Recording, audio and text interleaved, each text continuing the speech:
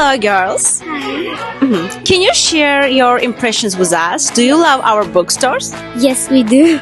I really do love it. Can you show me what you buy here? I bought a Harry Potter book.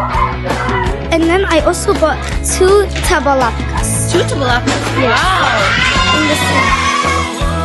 Okay, can you show? I bought 2 tabalakas. And she bought a Harry Potter. Oh, you buy the same bookstore. Okay, that's cool. Thank you. Salam, necəsən? Yaxşı. Adın nədir? Sabir.